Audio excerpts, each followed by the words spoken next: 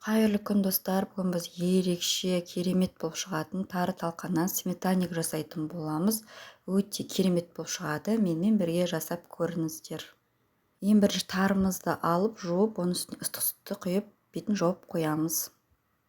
Одан соң талқанымызды алып, оның үстіне қант ұнтағын салатын боламыз.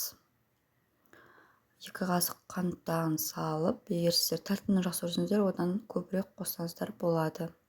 Одан кейін 100 грамм сары майымызды ертіп, үстіне құйып, лопаткамызбен, күрекшемізбен өйтіп араластырып,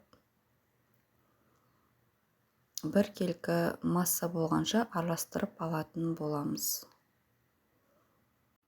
Менде талқан 250 грамм, одан көп қосып жібермеңіздер. Талқаныңыз көп болып кетсе, сметанниктің дәмі өте бір құрғақ болып кетеді. Сондықтан міндетті түрде 250 грамм ғана қосқандарыңыз жөн.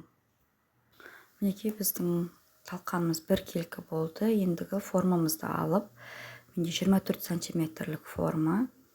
Оның үстіне пергамент бумағасын жайып, одан кейін талқанымызды салып, біркелкі оған жайып, одан кейін осындай кружкамен немесе стаканмен осылай біркелкі тығыздап басып шығатын боламыз. Сол кезде өзінің формасын ұстайтын болады. Одан кейін холодильникке жарты сағатқа, 20 минутқа қойып алатын боламыз. Одан кейін мінекей біз салмасын жасайтын боламыз. Осындай 20%-тік 400 грамм қаймағымызға 100 грамм қантымызды, одан кейін 3 жұмыртқамызды қосып, жақсылап араластырамыз.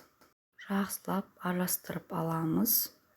Одан кейін жаңағы ең бірінші дайындап қойған тарымызды, ішіндегі сүті болса сүтін құйып алып, одан кейін сметаннигімізге саламыз.